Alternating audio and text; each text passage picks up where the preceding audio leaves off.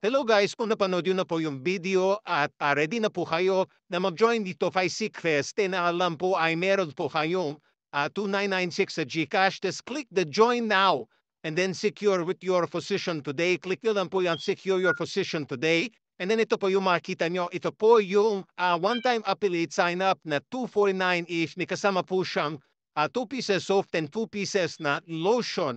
So, ito po ay one-time affiliate sign-up lang to. Ibig sabihin, isang beses lang po kayo magbabayad po ito. And then, ang gagawin nyo lang po dyan para maging member na po kayo, click nyo lang po yung continue.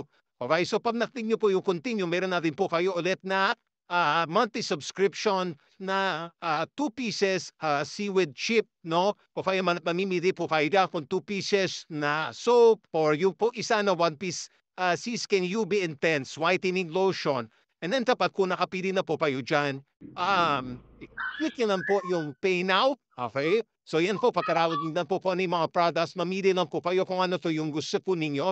So total of 2,996 yung inyong babayaran.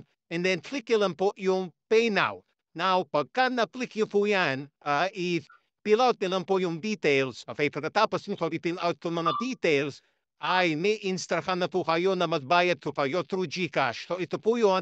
So ang pwede nyo pong gawin, i-screenshot nyo po sa pasimbi nyo may scan po, isa lang po yung inyong mobile number. Or sorry, isa lang po yung inyong mobile phone. So ang gawin ninyo, screenshot ninyo and then i-crop nyo yung kanyang tawag dito, yung kanyang code, no, yung QR code. No, pagkatapos nyo doon sa QR code, tapos doon sa QR code, so i-upload nyo lang po, no, di ba, generate QR, then upload QR code. Ay, ilagay nyo lang po yung upload. Then kapag na-upload yun na, i-type nyo na yung amount na 2996. Then optional na po yan. And then next yun na po siya. And then of course, meron kayong code na ma-receive. And then saka nyo po siya i-pay. No? So, mas maganda po dito, screenshot nyo na lang din po siya. Okay? Pag na-receive nyo na yung code, sorry, enter nyo yung code. And then, take note nyo po yung reference number, okay? So, pwede nyo po yung isulat, okay, yung 2019, magkakaroon po yun ng reference number, okay? Then, ang gagawin nyo po ay sulat niyan, and then babalik po kayo doon sa application po na inyong Seekers account. And then, ilalagay nyo po yung inyong reference number. So, ang ginawa ko po dyan, screenshot ko siya para may reference din.